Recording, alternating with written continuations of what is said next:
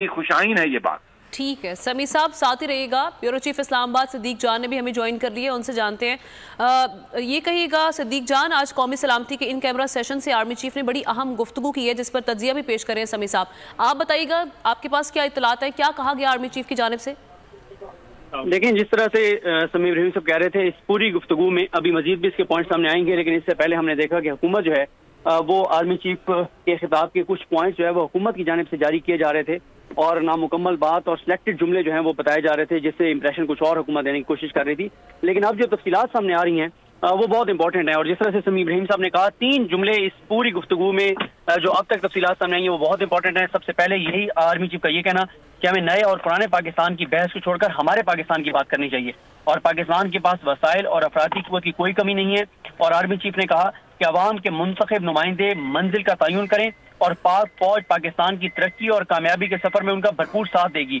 ये 3 जुमले बहुत इंपॉर्टेंट हैं। ये 3 जुमले पाकिस्तान की जो मौजूदा सूरत हाल है उसके तनाजुर में आप देखें तो बहुत इंपॉर्टेंट है और लगता यही है कि इसमें ये वाज़ेह मैसेज है कि सियासतदान मुज़ाकरात करें और मुज़ाकरात के जरिए मामलात को आगे लेकर चलें, पाकिस्तान को आगे लेकर चल जाने की बात करें, क्योंकि जब तक ये क्राइसिस रहेगा पाकिस्तान के अंदर अदम इस्तेकाम रहेगा, पाकिस्तान के अंदर सियासी अदम इस्तेकाम रहेगा तो पाकिस्तान में मुआशी अदम इस्तेकाम रहेगा।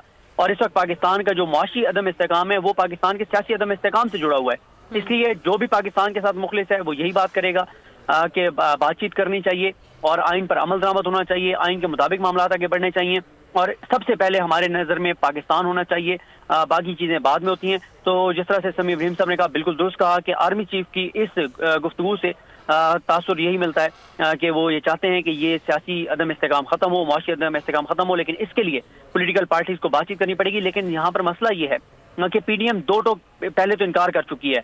मौलाना फजल रहमान ने उस वक्त इनकार किया जब सुप्रीम कोर्ट ऑफ पाकिस्तान ने कहा कि सियासतदान बैठकर आपस में बात कर लें और दोनों बात करने के बाद कोई एक कंसेंसस तारीख दे दें इलेक्शन के हवाले से।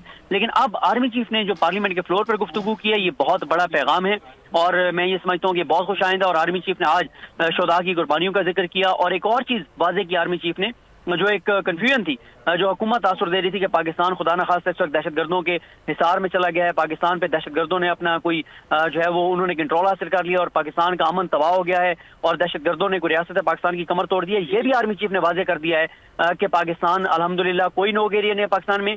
और अगर आप आर्मी चीफ की गुफ्तगू को देखें और हुकूमती रिपोर्ट को देखें, हुकूमत जो सुप्रीम कोर्ट में कह रही है वो देखें तो उसमें बड़ा फर्क है। अगर समी साहब हमारे साथ हैं तो इससे जरूर समी साहब से जरा पूछें कि जो हुकूमत तासुर दे रही थी कि पाकिस्तान इस वक्त दहशतगर्दों के कब्जे में है, लेकिन आर्मी चीफ ने बड़ी जबरदस्त जो है वो इस हवाले से गुफ्तगू किया है, हमारे शोहदा ने कुर्बानियों के साथ क्या किया। अगर समी साहब हैं तो जरूर इस पे समी साहब से बात करें। जी बिल्कुल मैं मौजूद हूँ और बेशतर इसके कि मुझसे आमिना सवाल करें, मैं सदीक जान आप ही के सवाल का जवाब दे देता हूँ।